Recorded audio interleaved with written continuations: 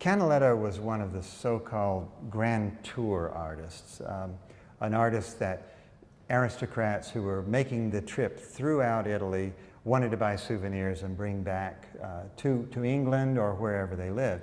And Canaletto's works were widely sought after because he painted such evocative views of Venice and the surrounding areas.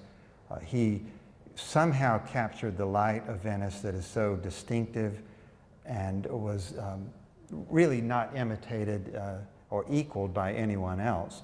But he was a superb printmaker, and it's surprising because this print comes from a series that was really his only body of work in etching.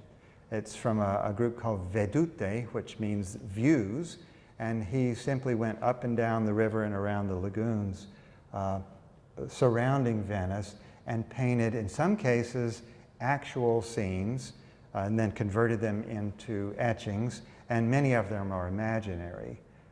But he was a very distinctive artist for his time because he wasn't afraid to use all the tools available to get as much accuracy into his image as he could, including rulers, compasses, as they called it, camera ottica, the optical room, or as we know it now, camera obscura. He would project the image onto a ground glass plate and trace to get as much information in the perfect proportions to make it as lifelike as possible. And he did that as well with his prints. And this print has really more detail, I think, than is humanly possible to see or to put into the plate. Yeah.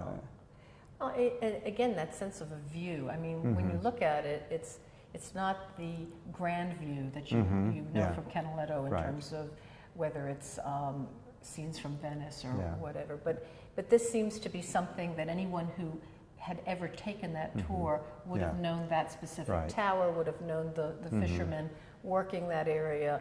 The other thing about is the different kinds of lines that he uses. Oh yeah. It's absolutely charming when you get up close and realize, you know, the idea of wavy lines, which little kids will use for the water, and he incorporates the little wavy line. But when he wants to talk about laying bricks, the parallel lines and that kind of thing. It's and the cross hatching to create the roof. Right. Yeah. No, it's kind of wonderful to see him using all the tricks of the trade.